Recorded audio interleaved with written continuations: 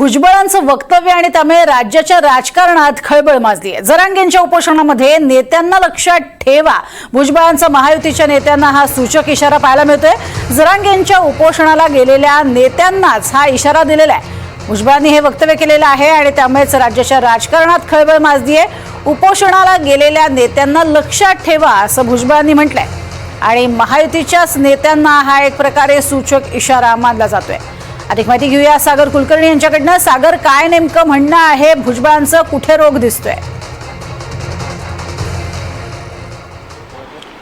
छगन भुजबळ यांनी त्यांच्या भलेही समता परिषदेच्या मेळाव्यामध्ये वक्तव्य केलं असलं तरी त्यांचा रोग जवळपास दिसून येतो की जरांगेंचं ज्यावेळेस मुंबईत उपोषण सुरू होतं त्यावेळेस जे राजकीय नेते, फक्त विरोधकच नाही तर सत्ताधारी बाकावरचे सुद्धा आमदार जरांगेंना भेटायला गेले होते। जर आपण विचार केला तर त्यामध्ये भाजपाचे सुरेश धस होते, दुसरीकडे अजित पवारांच्या पार्टीचे जवळपास 3 ते 4 आमदार हे त्यावेळेस जरांगेंना भेटायला गेले होते।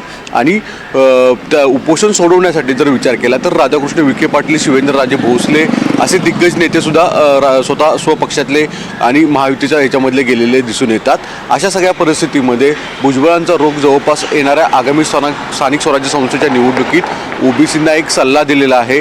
जे जरांगेंच्या उपोषणासाठी सोडवायला गेले होते आणि जरांगेंना जास्त सन्मान देत होते, त्यांच्यामुळेच हैदराबाद गॅजेटसारखे मुद्दे समोर आलेले आहेत आणि त्याला कोर्टात चॅलेंज केलेलं आहे। अशा सगळ्या लोकांना लक्षात ठेवा, ओबीसी मतदार एकजूट व्हा अशा स्वरूपाचं एक आव्हान भुजबळांचं दिसून येतं। याचा अर्थ जर स्पष्ट दिसून येतो की भुजबळांचा इशारा हा स्वपक्षीय महायुतीतल्या सर्व नेत्यांना तसंच विरोधकांना सुद्धा आवर्जून दिसून येतोय।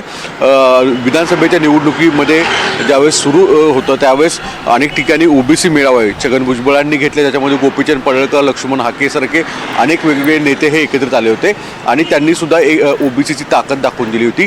जरांगेंच्या बाबतीत सुद्धा आता सेम पुढच्या कालावधीमधले ज्या नेत्यांकडे जरांगेंशी जवळीक साधली जाते किंवा जरांगेंना जास्त कुरवाळलं जातं आहे अशा नेत्यांना सुद्धा धडा शिकवा अशा स्वरूपाचा सूचक इशारा भुजबळांनी दिलेला आहे। आणि हा इशारा स्पष्ट दिसून येतोय की राज्यातले कॅबिनेट मंत्री जे मराठा मंत्री उपसमितीचे आहेत त्यांना तर आहेच आहे, पण स्वतःच्या अजित पवारांच्या पार्टीचे सुद्धा जे आमदार भुजबळांचा एक इशारा त्यांच्याकडे दिसून येतो की जे जरांगेंविषयी जास्त महत्त्व दाखवत आहेत आणि त्यांच्याविषयी सहानुभूती दाखवू पाहत आहेत। एकंदरीत जर पाहिलं तर परत एकदा महाराष्ट्रामध्ये मराठा विरुद्ध ओबीसी हे पोलरायझेशन तर होतच आहे, पण भुजबळ ज्या पद्धतीने आक्रमक होत आहेत आणि सूचक इशारा देत आहेत हे फार मोठी गोष्ट मानावी लागणार आहे। अगदी, आणि आजही नागपुरात त्यांनी मुख्यमंत्र्यांसंदर्भात वक्तव्य केलेलं आहे। आमची मागणी मुख्यमंत्र्यांकडेच आहे, प्रत्येक शब्दाचा अर्थ त्यांना चांगलाच कळतो असंही यावेळेला भुजबळांनी म्हटलंय। तुर्तास धन्यवाद या संपूर्ण माहितीसाठी सागर।